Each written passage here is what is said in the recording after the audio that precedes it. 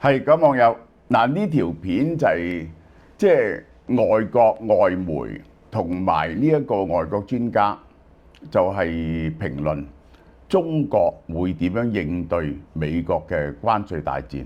關稅大戰啊，未講之前咧，工商時間啊，提醒大家呢個咧就係獵戶素呢隻嘢犀利啦，一嚟咧就賣斷咗嘅。真係咧，我開始食就唔使屙夜尿嘅，呢個就好緊要。蕭定一有條片啦，話俾大家聽一句：食晒所有貴嘅街道嘅獵戶素都冇用，係呢隻有用。咁就男人就最驚就係兩樣嘢啦，一個就係甩頭髮啦，第二個就係嗰個，即係如果你去到70、80歲咧，前列腺一定出問題嘅。我就已經試咗手術㗎啦，好多人要去割嘅，呢個就係咁。你最好食呢隻啦嚇，而且係抵到不得了，180蚊。第一件9折，第二件7折，係非常有效。美國後任總統楊元嗱，佢而家講嘅嘢係咁：上任第一日就收10% 中國關稅，佢就係收加拿大同埋墨西哥25% 關稅。最好笑話加拿大點樣對付呢？原來咧呢一個係 Alberta 省咧就有電力運去美國嘅。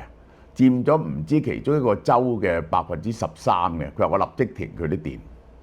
中國方面嘅動作咧，同上次唔同，佢係已經預早做咗計算。佢上次係完全呢一個習近平係冇預算到美國會發動關稅戰，因為冇人諗得到，以前冇人發動過關稅戰，至多作出各種限制嘅啫。佢今次作出咗啲準備，個準備係包括咗乜嘢嘢咧？首先第一，就係佢已經喺過去幾年咧，將好多產品就轉咗去其他地方。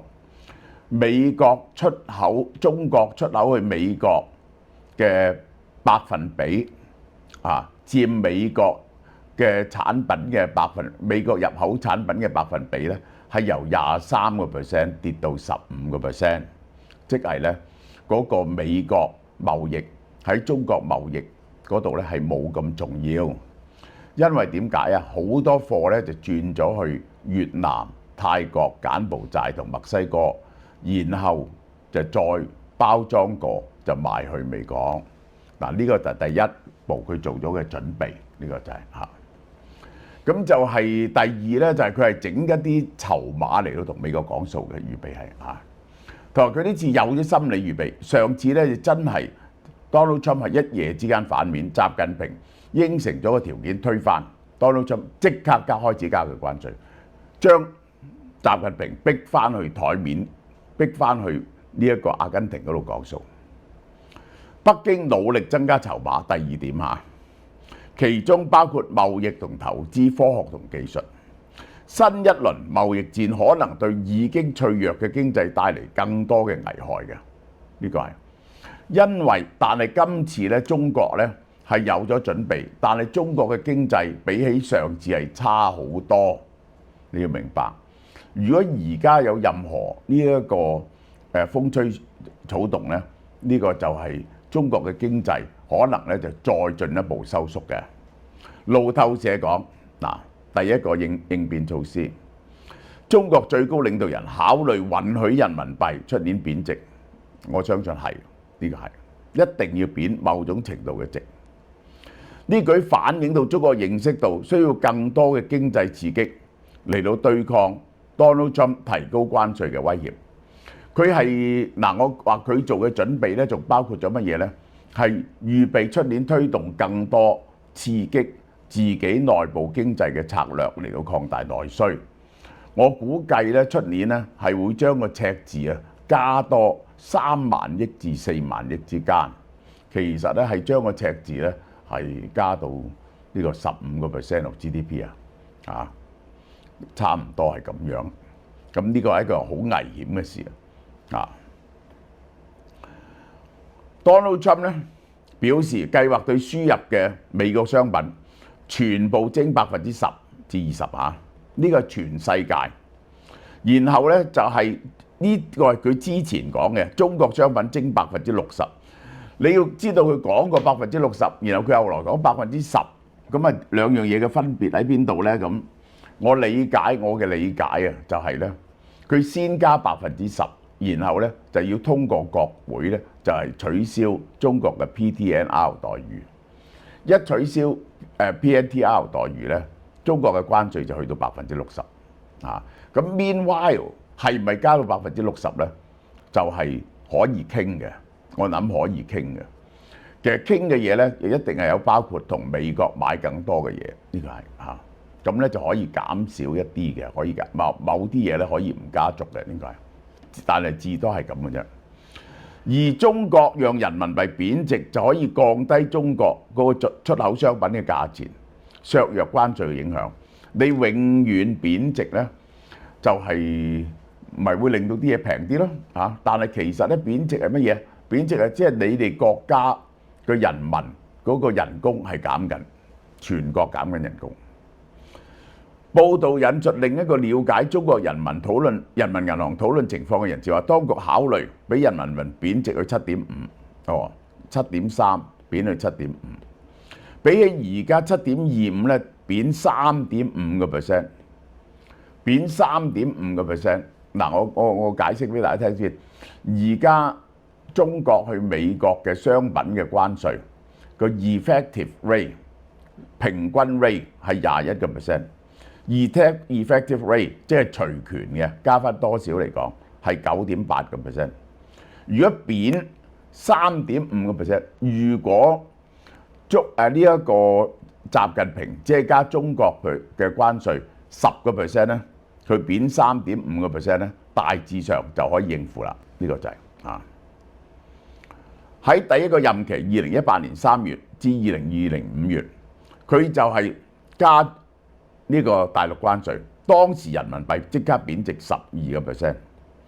佢個關稅咧，美國嘅關稅咧係由3% 加平均關稅加到21%，effective 關稅9.8%。呢個係佢係貶值12%。嗱，雖然貶值嘅一個關鍵因素係睇 Donald Trump 提高關稅嘅幅度同速度，但係分析師平均預測出年底人民幣匯率7.37，咁呢個貶1%喎，呢個貶1.5%嘅啫，只不過係，即係咧 Donald Trump 咧有幾種選擇㗎，佢而家咧係21%加多10%，咁佢係咪佢第一個就係取消 PNTR 待遇咧？第二個係咪半年後又加10%咧？半年後又加10%咧？嚇！如果佢加3次10%咧，就係已經去到50%啦，即係年半就可以加到60%。咁樣咧，咁樣嘅做法咧，有好處咧就係第一就係俾時間個供應鏈轉移，第二就會令到嗰個通脹冇咁嚴厲，因為啲人有時間去做咧，就係慢慢就可以轉咗去買第二啲嘢，就唔會刺激通脹，因為佢攤長咗。呢個係一個可能嘅。佢忽然之間變咗 10%，60%還是10%咧？半年後又 10%， 半年後又 10%， 半年後又 10%， 而家20%，咁咪60%。9月底以來，人民幣已經貶定4%。其實大家睇呢個，本來人民幣咧就向強 ，Donald Trump 一選咗，即刻跌翻落去呢度，由7跌到7.27。好啦，除咗人民幣貶值，嗱，我要解釋人民幣貶值咧嘅有一個大問題咧，就係美國嗰個後任嘅呢個貿易代表就話明㗎，如果你貶值咧，我就話你係呢個匯率操控國㗎，再加多啲，你貶10%就加10%嚇。中國當局宣布，喂，對英偉達發起反壟斷調查。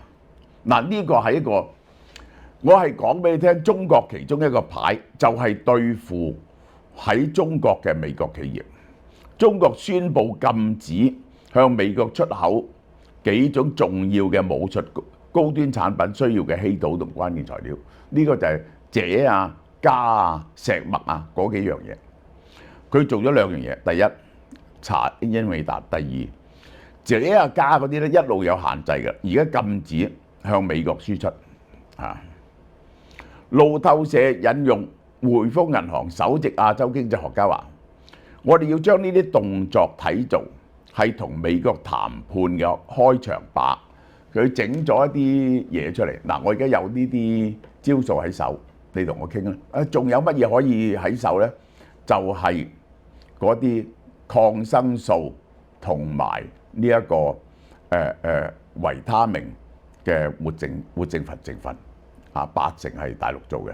呢個仲有呢樣嘢，呢個係啊，而唔係淨係你話加關稅，大家就散夥就算。我有招數喺度嘅，你又要同我傾啊。牛津大學中國研究員啊，呢條友話：中美貿易嘅商品結構發生咗變化，主要就係呢個中國直接去美國嘅商品係佔咗美國入口嘅24%，跌到落15%。中國應對各種關稅嘅能力比過去強，呢個意思咧係指咧就好多產品已經轉咗去外國生產。只要美國唔會作出人們所講嘅世紀末日宣言，對中國商品加徵60%嘅關稅咧，佢就可以應付。嗱，呢個咧，我覺得咧佢又睇錯咗一樣嘢，我唔同意。就係咧唔需要徵60%嘅關稅，但係如果同時限制墨西哥、越南、柬埔寨、泰國呢啲地方咧嘅中國產品嘅比例咧，對中國都係致命嘅。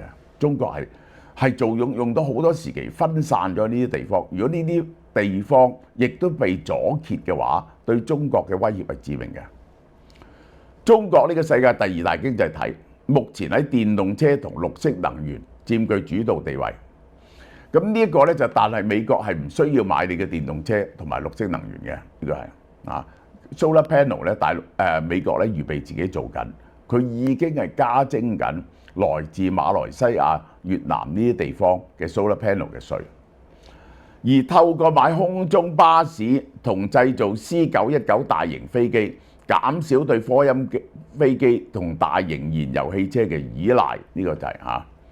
咁呢個咧我就覺得好笑，即係買波音係買呢個唔買波音，買呢一個空巴咧，空巴嘅產量咧係有限嘅。如果中國買好多空巴咧，其他國家咧就會買波音，即係其實就係咁樣樣。全世界得2間公司，而且咧其實咧我講俾你聽咧，即係最獨立嘅嘢咧就係美國同埋歐洲夾埋啊。如果你講商業，我規定你一買咧就每邊買一架，就加你2成價，你都係冇辦法唔買嘅。C919就好笑。C919嘅零件全部係絕大部分係來自美國嘅，只要美國限制零件輸出咧，C919立即停飛。佢嘅引擎係美國同法國製造嘅，只不過咧唔禁運你 C919嘅零件嘅啫，因為咧簽咗合同啊，而家其實係可以撕毀嘅，因為國家安全問題，你隻 C919立即要停止製造。你根本做唔到嗰個引擎同埋所有嘅 aviation 嘅零件，但係中國目前遠遠唔能夠自給自足嚇。路透社分析話，世界最大嘅經濟體打一場貿易戰，中國受到嘅傷害比美國大。嗱，我解釋俾大家聽，因為美國係冇嘢靠中國嘅，嗰啲稀土咧係好少錢嘅啫。其實咧，只要 recycle 同埋咧係喺澳洲啊、印尼啊呢啲地方做咧係做得到嘅，而且咧已經因為2010年咧中國喺限制對日本輸出稀土咧，全世界已經係有咗心理準備㗎啦。你咧係勒索唔到外國嘅，呢個就係勒索唔到外國嘅嚇。咁咧呢個但係中國對外嘅依存度咧就好高。就係3樣嘢，第一就叫做呢一個糧食啊！而家糧食好多來自巴西啊，呢個係嚇。咁咧呢個就係佢每年入口1億5千萬噸到啲糧食，就再加埋啲食油啊、糖啊呢啲咁嘅嘢。咁就第二咧就係對能源嘅依賴，中國嘅能源自給自足率咧只係得呢個4成，有20幾個% 咧係來自呢一個俄羅斯。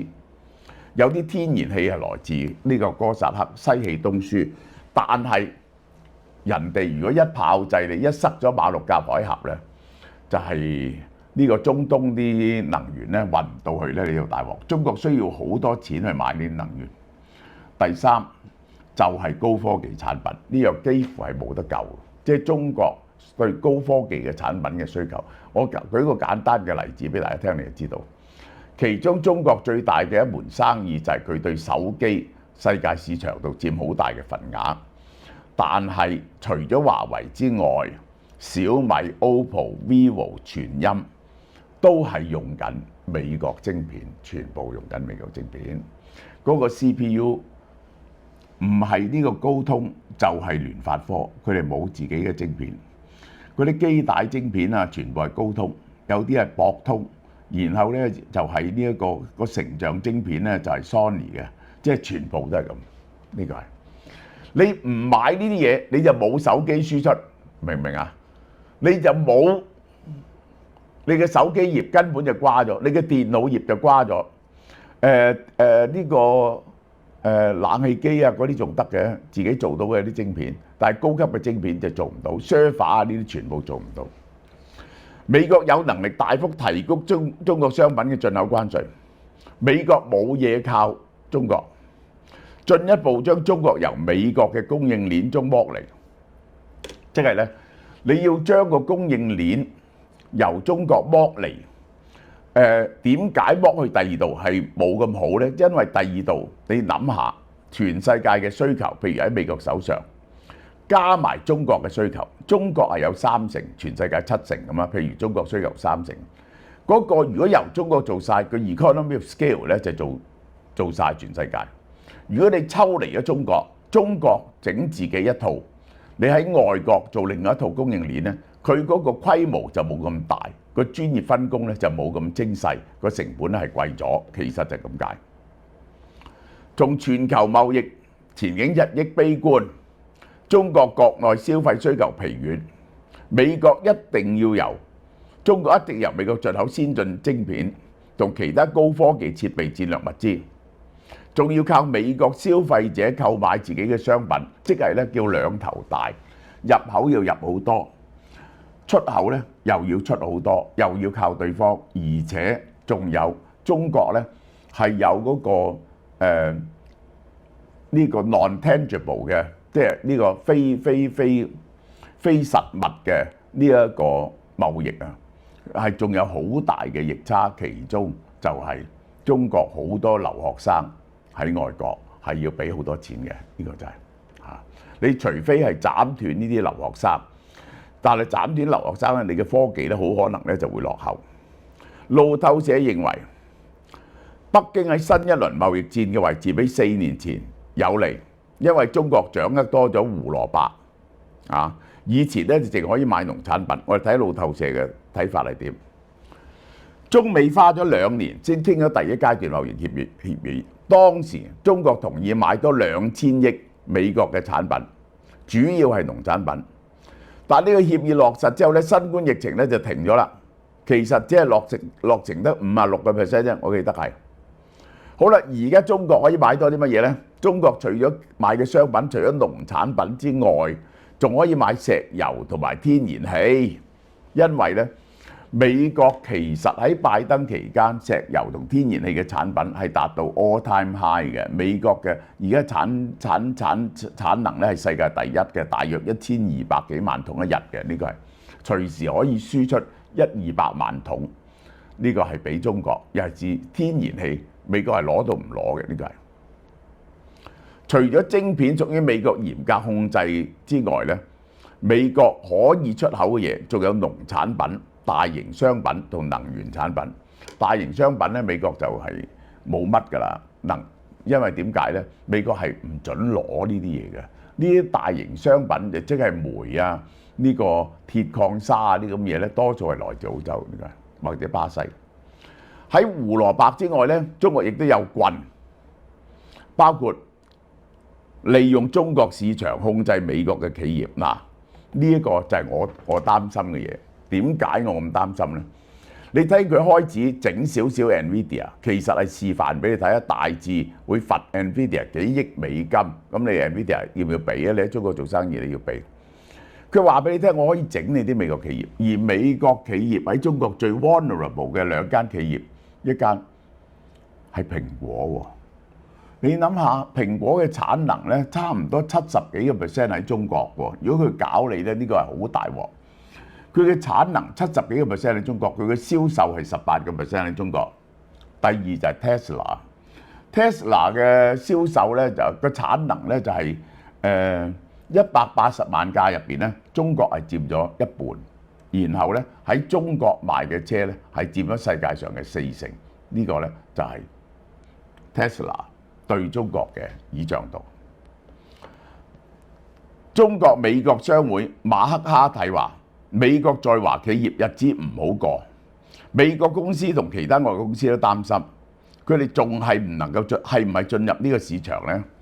中國可以用好多手段嚟去對付你嚇，譬如當日就因為薩德導彈對付樂天，搞到樂天喺中國全部執晒笠。呢個係美國商會上海分會9月進行個調查，美國在華公司嘅信心目前處喺1999年以來最低。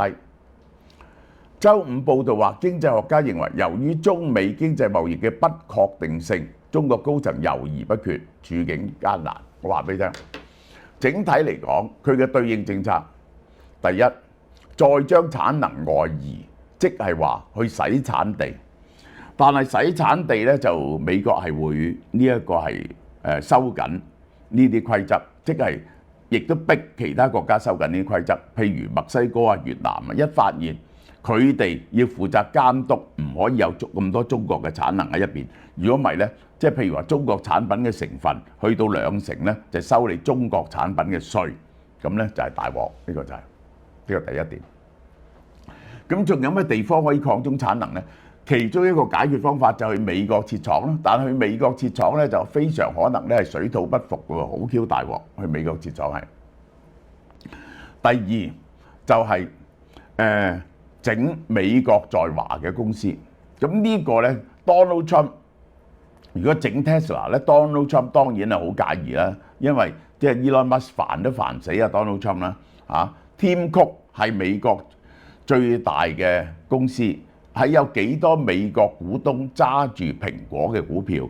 如果蘋果有咩事，呢個股市就大冧。Donald Trump 咧就最驚個股市大冧嘅，呢個就係呢個就係佢手上揸住嘅牌。至於嗰啲稀土啊，嗰啲唔出口嘅嘢咧，其實個能力咧係非常之有限嘅，非常之有限。咁啊，第四就係貶值咯，呢個就係。但係貶值又驚美國話你貶值，再抽多啲稅。